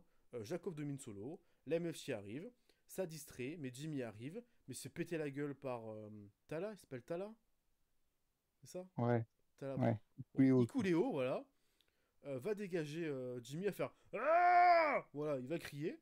Euh, mais c'est pas grave, parce que Jacob Fatou est toujours dans le ring avec Solo. Et puis Matteo va distraire, Loatanga et Ikuléo ils vont venir. Loatanga va se faire péter la gueule. Et puis Ikuléo il va attacher Jacob Fatou, mais Jacob Fatou c'est une bête. Donc Jacob Fatou il va péter la menotte. Il va empêcher Solo de s'enfuir. Il va le ramener plusieurs fois. Et puis bah, après, il n'arrive pas à le ramener. Donc il donne un coup de pied dans la porte qui fait chuter Matteo. Et ensuite, il récupère encore Solo qui va encore s'enfuir. Et là, Coolio, il donne un gros coup de pied dans la porte qui fait chuter Jacob Fatou. Et Solo, il roule pour conserver la ceinture de champion des États-Unis. Mais post-match, voilà, Jimmy Uso, il est pas content. Donc il met Matteo dans le ring. Et puis Jacob Fatou, il fait les super kicks à Matteo et à Loatanga. Puis il s'est dit, tiens, je vais faire un truc inconscient.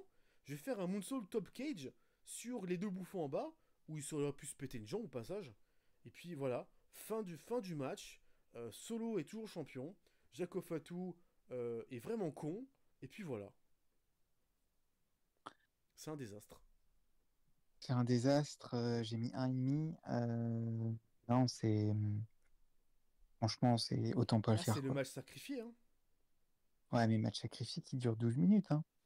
Genre, Jade Cargill contre Tiffany, ça durait 7 minutes, hein. Et c'était pour le titre mondial, hein. Donc, sacrifié, ok. Mais sacrifié qui dure longtemps, quand même. Donc, le truc, quand même, qui est stupide. Tu fais le plus gros spot à la fin du match, quoi. Enfin, après le match. Genre, Jacob qui fait son moonsault du haut de la cage. Pourquoi tu le fais pas pendant le match, en vrai? Enfin, je veux dire, c'est enfin, bref, c'est incompréhensible le booking. C'est un ennui total, il n'y a rien eu. Les interventions, on le savait, comme d'hab dans les Steel Cage, il y a toujours des interventions. Il n'y a aucune réinvention. C'est un flop. Voilà, la Ah ouais, fin non, est mais bête. c'est un très très mauvais match, c'est un steel cage match, un très mauvais steel cage Alors, match, hein. Solo Sikoa qui gagne en tombant là, comme ça, là, enfin, anticlimatique. Non, non, il n'y a rien qui va. Il n'y a rien qui va. Moi, je suis sur du 1,5 aussi, donc. Ouais, bah voilà. On va passer au titre intercontinental, on va pas non plus en faire des caisses dessus. Très stylé l'entrée d'Edge avec la voiture d'Eddie Guerrero et la tenue aux couleurs d'Eddie. Bon, par contre, le t-shirt Style Hit, ignoble. Voilà. Ignoble. Ils ont fait vraiment aucun putain d'effort. Ils ont juste vraiment pris le logo, ils ont changé un truc, ils l'ont posé sur un débardeur noir, ils ont fait voilà. Regardez comment c'est magnifique. Alors que vraiment, c'est juste putain d'ignoble. Pour le coup. L'arbitre est nul. Voilà, je vais le dire, l'arbitre est un putain de cancre. Il faut le virer. Puisque l'arbitre, il a la possibilité de disqualifier 12 fois dans le combat, il le fait pas. Alors déjà, il y a le fake share shot de Dom dans le dos de l'arbitre, après avoir retiré une protection du coin. Edge, gros con qu'il est, de dire tiens, je mets de la chaise autour de ma tête. Et donc du coup, les deux tombent où Edge tremble très très bien. Vraiment, Edge est très très fort. Mais bon, si tu te fais DQ, t'es un peu con, quoi. T'es un peu baisé. Si tu te prends une DQ là, t'as plus de match. T'as pas de ceinture. L'arbitre fait rien, donc les deux sont en train de gueuler. Puis Dom, il fait une sorte de souplex sur sur sur AJ, mais il tombe plein les coronesses sur la corde et donc il a bobo. Donc là, potentiellement DQ, mais rien. AJ pas content, donne un gros coup de pied dans la corde, intentionnellement parlant, et low blow par la corde sur Dom. Et alors là, par contre, c'est DQ automatique. Mais l'arbitre ne fait rien. Lors du calf crusher, Dom a réussi à dégrafer un peu sa chaussure, ce qui lui permet de sortir du calf crusher sans vraiment avoir de grosses douleurs. Derrière, AJ, ben, il a un peu le seum d'avoir que la chaussure. Il saute sur Dom, qui esquive, et l'arbitre se cache les yeux parce qu'il a peur. Dom en profite pour donner un gros coup de boots sur la tête d'AJ. Frog Splash, 1, 2, 3, salut à revoir. J'ai fait, ah ouais, 10 minutes de combat, et tu finis un match pour le titre intercontinental sur un vieux Frog Splash à SummerSlam.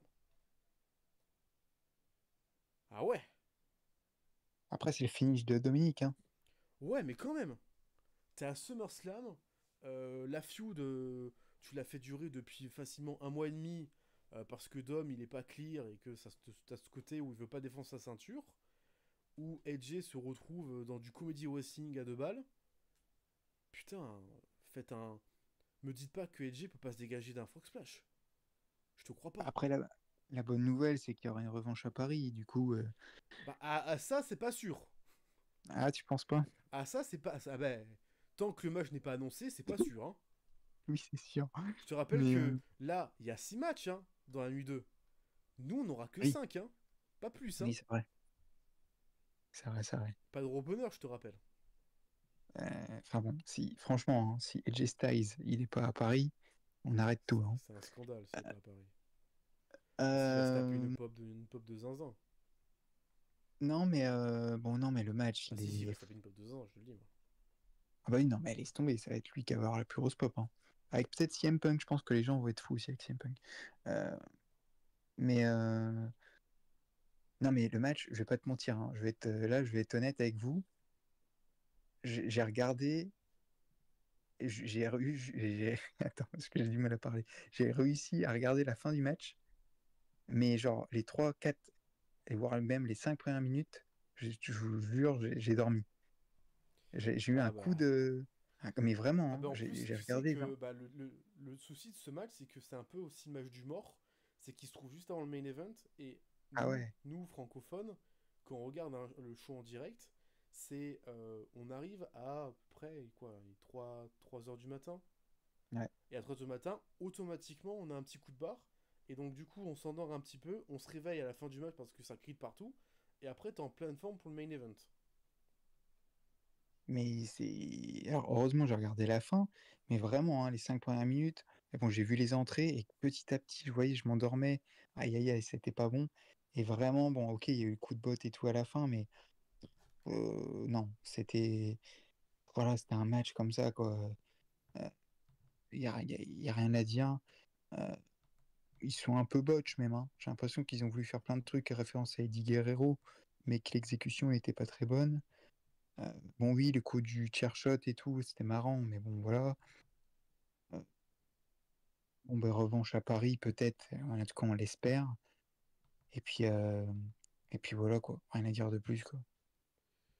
Et AJ, il deviendra champion inter, je pense. Donc voilà. Bah, j'espère hein, quand même. Hein. Je crois que c'est l'une des ceintures qui lui manque. Ou il l'a déjà eu. AJ? Ah si, peut-être à l'époque du Covid, peut-être. Ah, à l'époque du coup, c'était titre US, il me semble, de Ricochet. Ah, peut-être alors. C'était titre US de Ricochet, c'était pas le titre Inter. Faudrait que je vais vérifier du coup tout de suite directement et te dire en direct live. Il l'a eu. Autant pour moi, c'était bien Covid 2020. Putain, mais je l'oublie Ah ouais. toujours ce run. Le run où bah, il gagne le tournoi pour le titre Inter qui était rendu vacant. il gagne le tournoi et après il fait 3 défenses de titre avant de le perdre face à Jeff Hardy. Mais je l'oublie tout le temps ce run de titre inter. Oui, je crois qu'il affronte Matt Riddle en plus. Dans son run, il affronte Gulak, Riddle et Metallic. Ouais. Mais j'oublie tout le temps ce run. Je l'efface de ma mémoire à chaque fois. C'est abusé. Enfin, mon cerveau ne veut pas accepter ce run, hein. C'est une dinguerie. Allez, on va passer maintenant au main event, mais avant ça, on nous annonce que Survivor Series à San Diego sera bien sur une seule nuit, et c'est le 29 novembre 2025. Voilà. Donc on peut dire le dernier pay-per-view de l'année, puisque en décembre, il y aura certainement un Saturday Night Main Event. Main Event Time! Undisputed WWE Championship Street Fight Match entre John Cena et Cody Rhodes. On va parler du turn de John Cena. C'est une blague, hein, j'espère. En fait, attends, Vincent. Avant que le match débute, honnêtement, on s'est tous dit que c'était une ruse de la part de Cena Alors moi, d'avoir fait pour le turn. coup, Non? je n'avais pas vu le SmackDown, donc j'avais pas vu l'angle. Ah oui, Et ensuite, ok. j'ai regardé l'angle après et j'ai fait, oui, c'est une ruse, c'est une ruse. Et du Voilà, coup, bah voilà, tu vois. en plus quand j'ai vu l'angle, j'ai fait, non mais c'est une vanne, l'angle, c'est une vanne. Mais en fait, non, quoi. C'était vraiment son turn, C'est quoi. une vanne, genre, parce que, quand même, il a ouvertement dit, devant tout le monde, euh, ouais, les gars, le booking de mon Hilton, il pue la merde. Bah, du coup, je redeviens face. Ah, ah. Ah, c'est vraiment. Alors là, c'est. Triple H, il a vraiment dit. Alors, tu vas faire ça, parce que oui, dans Unreal, on voit que il écrit encore toutes les promos et que c'est pas les catcheurs qui écrivent les promos. Tu vas dire ça, parce qu'il faut quand même dire que c'est la faute du Rock, hein. C'est le Rock le problème, hein. Faut dire que c'est The Rock. C'est le problème, c'est The Rock. Faut le dire. Il a clairement dit que. Ouais, non, mais. J'étais heal. C'est un booking de merde. Ça m'a pas plu finalement. Et du coup, je retourne face. Et puis merci Cody de m'avoir remis les idées en place. Uh-huh. Et donc, du coup, Cody, il rentre. Entrée de Dieu. Demi-dieu. Cody, demi-dieu, hein. Vraiment. Avec les phrases de son père. L'entrée par le sol, comme d'habitude. Le masque qui change un peu de couleur à chaque fois qu'il apparaît. Là, il est un peu plus doré métallique. Les émotions. Aura de dingue. John Cena qui revient avec le titre intron de heel qui change en titre intron de face. Le retour du gros babyface et la pop de Zinzin. Et très Ah bah compliqué oui. pour Cody, hein, d'être le Ah face bah dans oui. l'histoire. Le challenger avec une bronca contre lui. Ah, c'est terrible. Mais il s'en est très bien sorti. Bah oui, non mais oui. Il a extrêmement bien géré la situation. Et tu vois, j'en suis même déçu de me dire que ce match, ça aurait dû être le match qu'on aurait dû avoir à Mais WrestleMania. bien sûr. Mais bien sûr. Et du coup, un match à SummerSlam où Cody ou Cena est heel, du coup. Et ça aurait été tellement mieux. Bah oui. Mais c'est ce qu'on n'a pas eu. Voilà. Parce que, après, moi j'en avais parlé avec le JMD, que, de toute façon, Cena, pour moi, dans ma tête, il allait return face avant la fin de son run, parce que on pouvait pas rester sur une image de heel pour John Cena. Même si il a fait toute sa carrière en tant que face, finir sur un run de heel, ça aurait été très très fort de se dire putain, on a envie que Cena se casse et ne plus le voir, tu vois, le côté très heel. Mais dans ma tête, je me dis impossible qu'on le voit finir en heel. Il va return face vers la fin, il va se faire screwjob par The Rock ou par quelqu'un, et derrière, par un turn de Cody, peut-être, un double turn, tu vois. Et du coup, il redevient face pour finir son run. Je m'attendais pas à ce qu'il se redevienne face aussitôt, après 4 mois. 4 mois quand même. Et bizarrement, bah, il redevient face, et il mimique de visage dans son entrée, dans sa façon d'être, dans le match en lui-même. Putain, il ruine plus le catch, tu vois. Il profite du catch, et le match est un banger. Monumental. Par contre, 37 minutes. Ah oui, non mais c'est long. Mais c'est hallucinant. C'est pour ça, tu te rends compte que John Cena a fait 37 minutes, quoi. John Cena qui n'a pas le cardio et la shape, bah, il a quand même une sacrée shape, hein, mais il n'a pas la shape de son prime. Il est entre des tournages et le catch. Et il arrive quand même à te sortir un match de 37 minutes avec beaucoup de temps mort mais on est quand même principalement dans du total non-stop action, hein, comme on pourrait dire chez TNA, quoi. En fait, il y a du TNA dans le match. Très Mhm. sympa le gros câlin dès le début du combat, où finalement derrière ils se foutent sur la gueule parce qu'il faut pas oublier le passé. Faut pas oublier le passé parce que voilà, le câlin entre les deux voulait tout dire. Le respect, mais pas vraiment du respect. Très rigolo que Sina prenne la béquille de Tariz Ali Burton avec le You Can See Me. Très sympa. Voilà. Bon, c'était pour mettre en place. Regardez, il est en DLC sur Touquet 25. N'oubliez pas d'acheter le DLC. Voilà, c'était principalement pour ça. Euh, je vais pas revenir sur tout parce j'ai noté absolument tous les spots, mais il y a trop de choses. Il y a trop de choses, il y a trop de. Je vais Non, mais juste revenir sur l'essentiel. C'est que on a un Street Fight qui n'est Street Fight que dans le nom.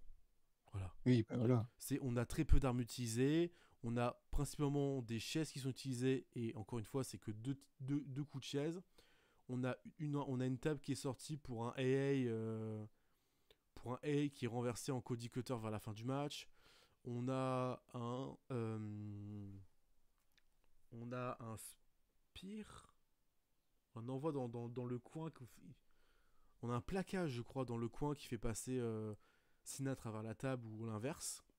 On a surtout, à l'extérieur du ring, cette souplex sur la barrière de sécurité, barrière métallique en contrebas, contre une structure de caisse, il me semble.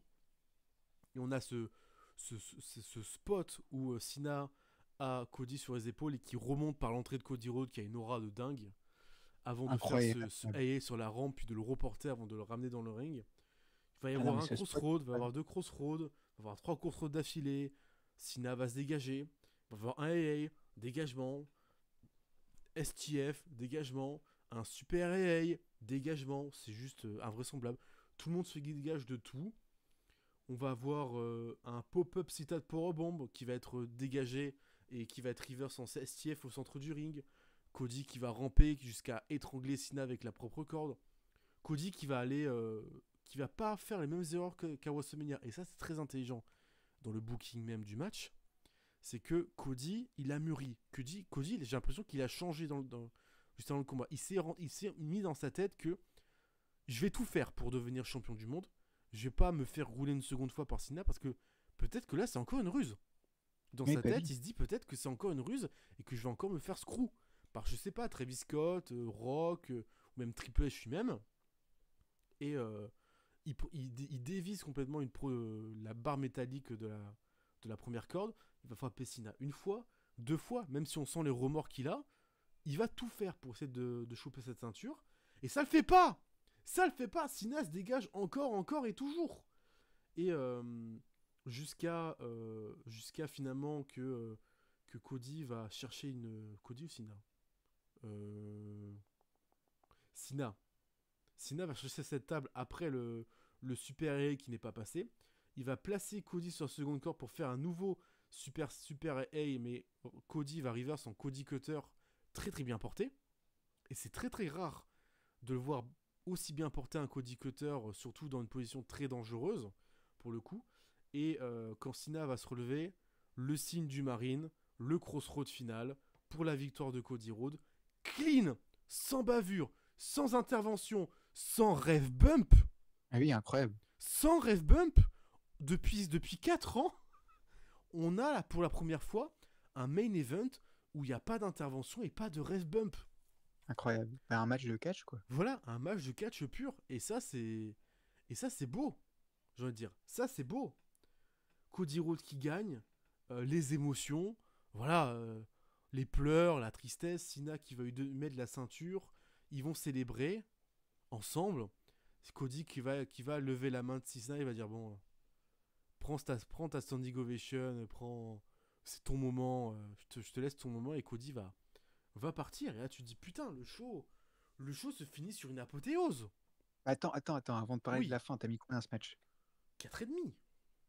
Oui, bah voilà, on est d'accord, 4,5 aussi. Non mais attends, C'était bien. non, mais c'est hallucinant. Moi, je m'attendais absolument pas à ce match, à ce type de match. Moi, je m'attendais qu'on s'ennuie. qu'il allait y avoir des interventions de partout, etc. Je m'attendais absolument pas à un booking comme ça, hein. Euh, Incroyable. John Cena, moi j'étais étonné de ça. Il avait du cardio là quand même, hein. Il a enchaîné, hein. Il a Puis il a enchaîné fort, plus hein. que bien tenu, hein. Franchement, là, chapeau John, hein. C'est très très beau, hein. Euh, Puis en vrai, il était content. Il était content d'être là. Comme tu l'as dit, là, le spot, là, quand ils reviennent là, en dessous, là, où Cody apparaît là, lors de son entrée, incroyable sur la stage. Incroyable. L'image est folle, quoi, avec la lumière en plus. Euh, Non, mais le match est génial parce que le nom est. Là, l'overbooking, il était bien, là. Parce que les trois dégagements, que ce soit pour les trois Crossroads, qui d'ailleurs, personne ne s'est jamais relevé de ça, hein. Oui, C'est la oui, première oui, fois que je l'avais quelqu'un se noté, mais dégage. je l'ai pas mentionné. C'est la première fois qu'on a un dégagement sur 3 crossroads d'affilée. Ouais, c'est ça, donc c'est la C'est la folie quand première fois. même. On s'attendait à la fin, donc non.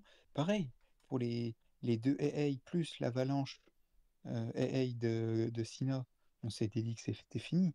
Eh ben non, là c'était la folie. Franchement, enfin, c'était génial, c'était génial. On s'est dit, on va aller où là en fait comme ça? Et ce qui est trop bien, c'est qu'on a eu peur jusqu'à la fin. Enfin, moi j'ai eu peur jusqu'à la fin en me disant, oh non, à mon avis, il y aura une intervention. Et pourtant, le match était parfait, hein. Et finalement, il n'y en a pas eu. Et c'est trop bien. C'est trop, trop bien.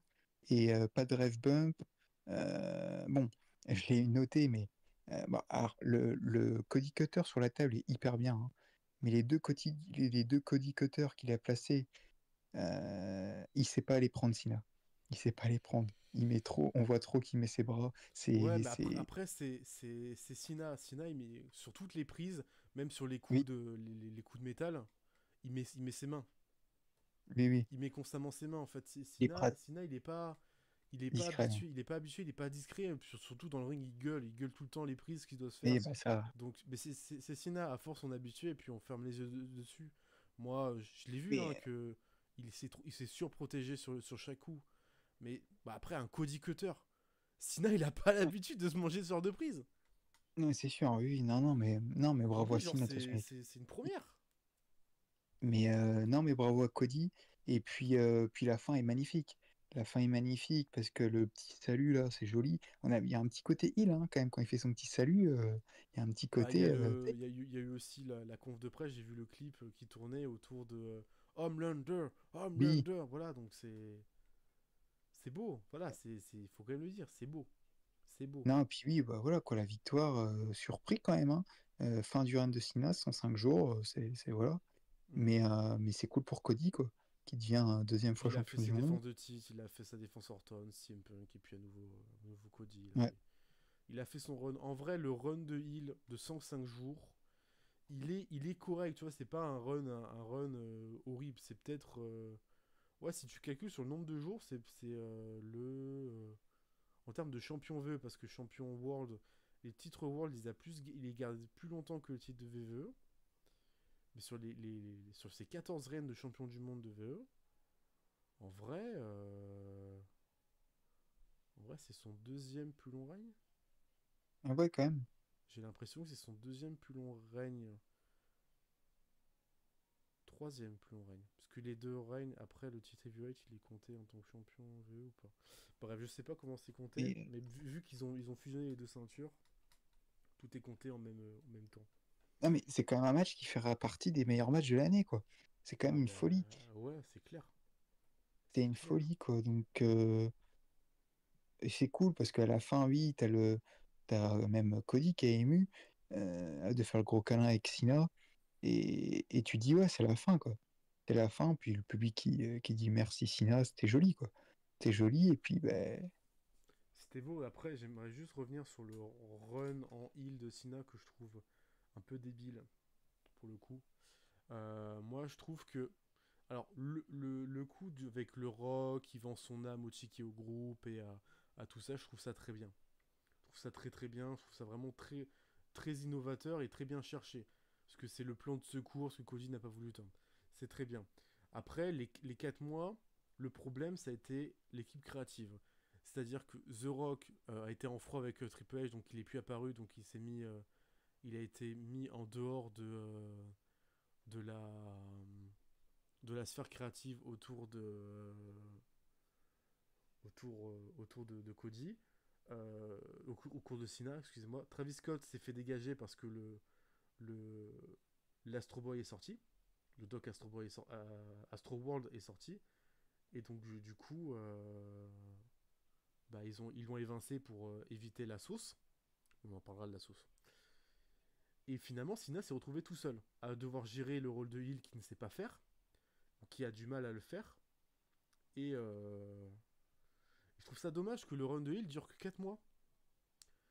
J'ai l'impression que la tête de Cena, c'est un bipolaire, tu sais. Genre, il a voulu turn pour devenir champion du monde, ok. T'as vendu ton pour devenir champion du monde, mais 4 mois après, tu fais ouais, en fait, j'ai fait de la merde. Non, mais c'est pas moi, ça. Donc, du coup, je redeviens gentil. Voilà. Je sais pas ce que t'en penses, toi, de ça, mais.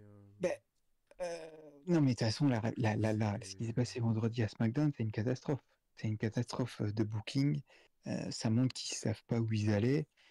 Et moi, perso, le run de Hill de Cena, j'ai trouvé que c'était sympa jusqu'à WrestleMania, parce que c'était sympa de le voir à Bruxelles, dans les trucs européens, c'était sympa.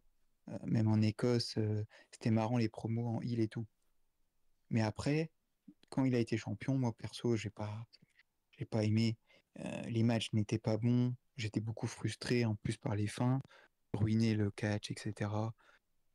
Bon, euh, on en a fini avec ça, c'est une bonne nouvelle. L'explication, elle est honteuse, euh, mais bon, c'est tout. C'est n'importe quoi, franchement, c'est n'importe quoi. Euh, et puis voilà, quoi. Euh, Maintenant, on a Cena qui va terminer sa carrière en tant que face, c'est la bonne nouvelle. La bonne Et nouvelle, c'est que puis, ça tombe juste avant Paris, et puis vu il est annoncé à Paris, il va avoir une grosse pop, et il va falloir apprendre les paroles pour chanter. oui, oui, parce que d'ailleurs, c'est ça que je voulais le dire. J'ai été étonné, le public a un peu chanté son thème à Oui, Cena. oui, oui. C'était étonnant. C'était étonnant. Ah, moi je trouve ça très très cool. C'est Ah, très c'était bien. cool, ouais. C'est Ouais, ouais. pour des Américains qui ont chanté, c'est plutôt pas mal. Oui, Donc c'est bah oui. cool, il va pouvoir se retaper des belles pop à Lyon, à Paris et en Europe lors de la tournée européenne. Ça va être très cool. Il va peut-être pouvoir faire un meet and greet ou pas, on verra s'il a envie de faire un meet and greet ou pas.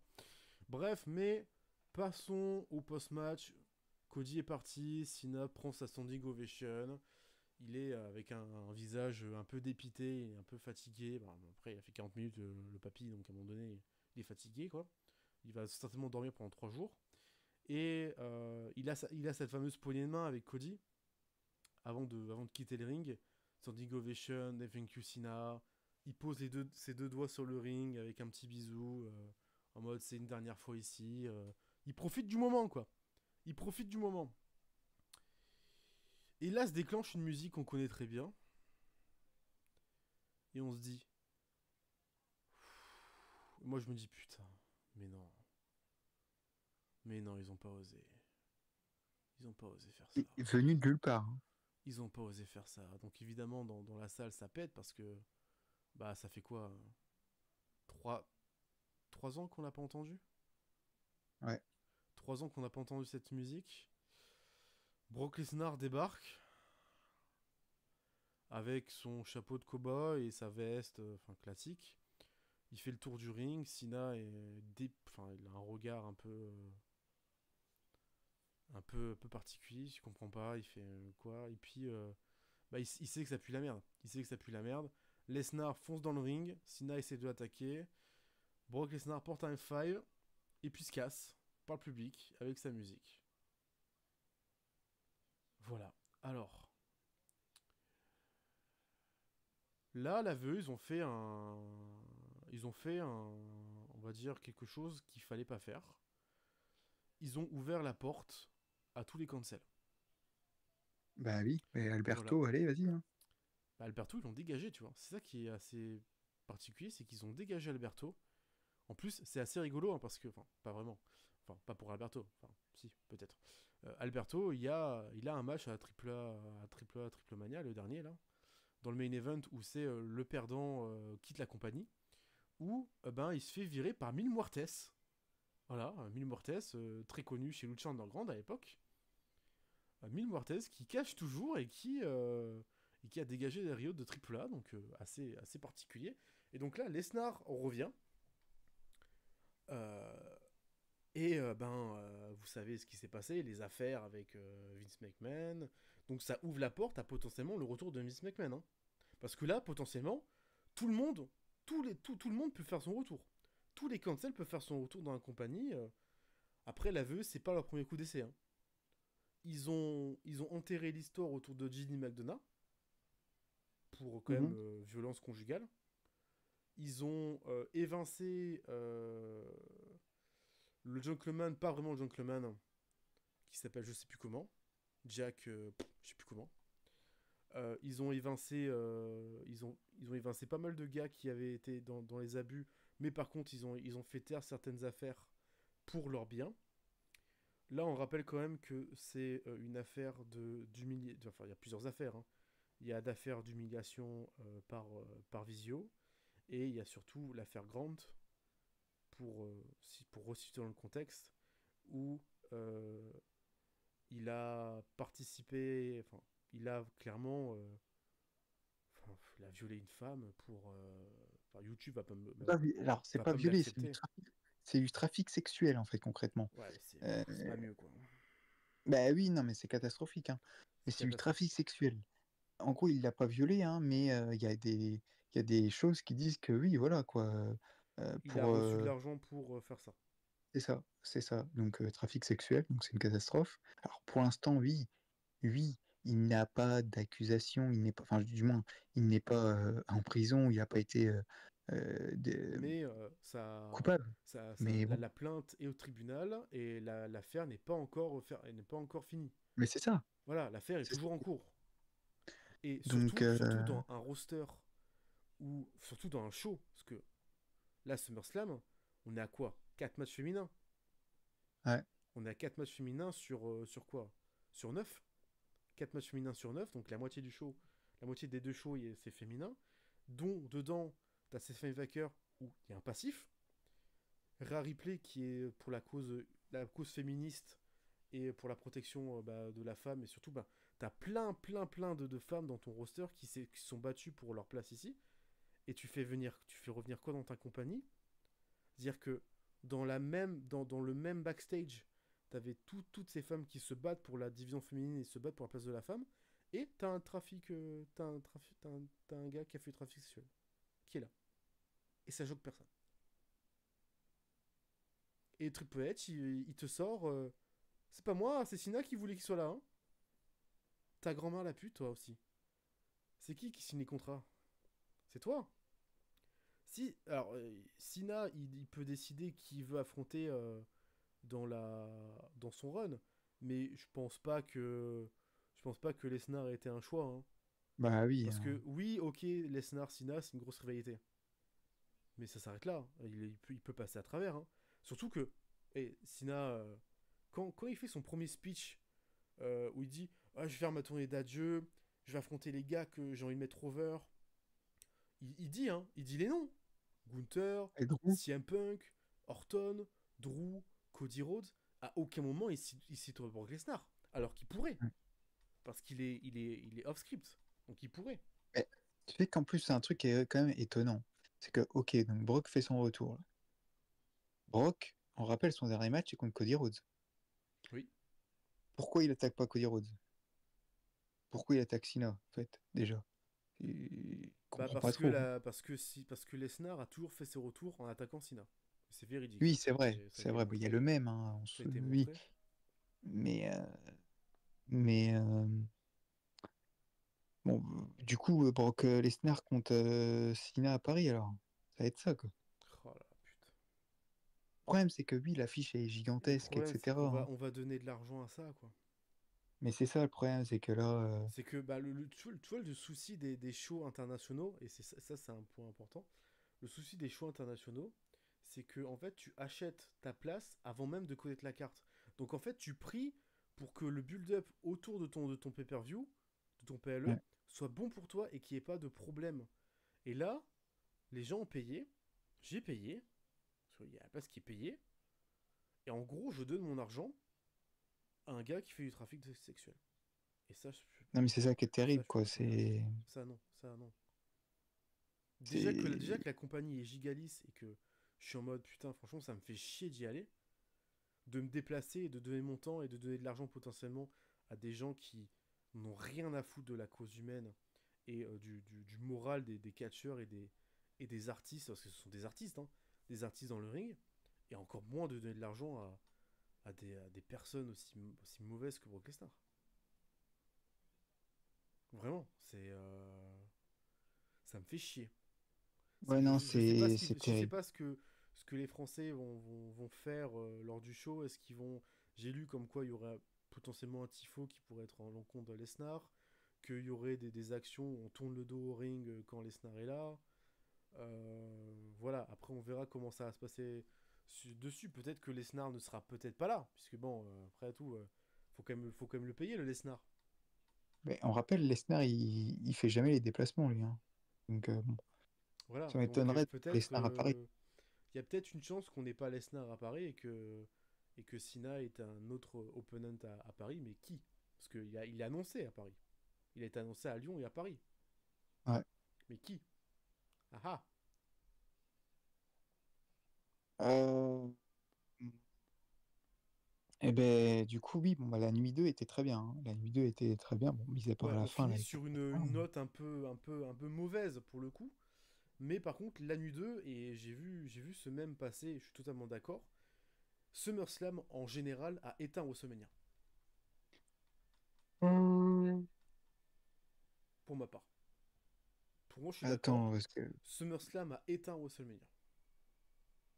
Attends, parce que la nuit 1 de SummerSlam, elle est quand même 14, hein. Je te rappelle la nuit 1 de WrestleMania. Euh... J'ai réfléchi, là, mais oui, je me rappelle plus trop de WrestleMania, c'est vrai que... Allez, tu euh, sais quoi? Je vais te faire un petit refresh de WrestleMania. Tu vas pouvoir me dire si SummerSlam. Tu Ouais, peux je suis en aussi train de jouer dans les regarder les notes. commentaires et dire aussi si WrestleMania s'est fait éteindre par SummerSlam ou pas. Nuit 1. Non, c'est pas World of WrestleMania, c'est WrestleMania nuit 1. Nuit 1 de WrestleMania, on a quand même Jay Gunther, qui est du 1/10. New Day contre War Raiders. Aïe, Kata. Cargill Naomi. Kata. Fatou LA Knight. C'était bien, je crois. Ouais, Phoenix El Grande Americano. ouais, Tiffany Charlotte. c'était bien, ouais. Et on a le main event Rollins Punk Roman. Et bon, ça, c'est la masterclass. Non, mais oui, t'as Voilà. eu deux matchs, quoi. T'as eu deux matchs, Voilà, oui. deux matchs. Et nuit 2 de WrestleMania, Io Bianca Rhea en triple menace, qui fait le Ah, voilà, même que nuit 2 de SummerSlam. c'était McIntyre magnifique. Priest, très bon. Euh, ouais, très bon, ouais. Dom Breaker Balor Penta pour le titre inter, très bon. Ouais. Ensuite, Orton Joinery, Logan Paul J Style, Becky Lyra contre le Judgment Day. 3 matchs plus que Mm. passables. Et le Cena Cody qui est insupportable. En fait, ouais, ouais, t'as deux matchs par nuit, quoi. Enfin, allez, trois matchs, on va dire, ouais. À toi de voir, mais pour moi, SummerSlam éteint littéralement WrestleMania en général. Et la nuit 2 de SummerSlam éteint n'importe quel PLE de cette année. Oui, bah là, oui, la nuit 2, bien évidemment, ouais, mais... Ouais. Euh, Après, le problème, c'est que j'ai l'impression que quand ils vont faire deux nuits, c'est qu'on aura toujours une nuit où ça ne sera pas bon, quoi. Où on Bah, aura oui, c'est des ça, inégalités. c'est ce qu'on disait, bah, on l'a dit hein, il y a longtemps, hein, mais à chaque fois qu'il y a de nuit, il y a ce qu'on appelle les matchs bouche-trou. Et la nuit 1, il y en a plein. Il y a quasiment que ça, hein, Ah bah oui. des matchs bouche-trou. Et même ton match qui est censé être fort, tu lui fais 7 minutes. Tiffany contre Jed. Donc, ouais. Comme quoi, hein. Ouais, ben écoute, très bien, on a fait les deux nuits. Euh, On a fait le tribunal plus la review de Unreal un peu. C'est bien complet tout ça, hein. Très complet, et puis on va se lâcher dessus. On a fait plus court finalement que l'épisode 67 parce que ben du coup on a moins parlé en amont du show évidemment, Donc voilà, et puis en tout cas n'hésitez pas à bombarder les commentaires encore une fois pour le référencement déjà de la vidéo et aussi pour dire votre avis sur à peu près tout ce qu'on a pu parler ou si on a oublié des choses et que vous voulez quand même en parler vous aussi. Nous on fait des bisous et puis on se retrouve début septembre pour parler de Clash in Paris en live puisque j'y serai pour le coup, donc il y aura peut-être un avis un peu plus découpé dessus que les autres shows, puisque du coup le vivre en live est différent. Et puis voilà, merci Antoine d'avoir encore été là pour cet enregistrement d'épisode avec moi. Ouais, c'était un plaisir, oui, et puis rendez-vous. Alors là, entre guillemets, la bonne nouvelle, c'est que là, on a quand même pas mal enchaîné. Là, c'est dans un mois, hein, dans 5 semaines, 4-5 Ouais. semaines, donc bon, ben voilà.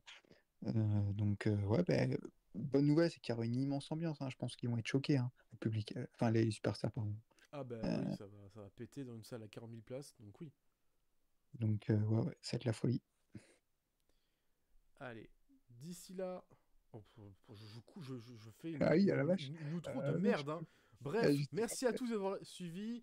Mettez un max de likes, des commentaires et abonnez-vous à la chaîne pour pas louper les prochains pods et les prochaines vidéos qui risquent de sortir.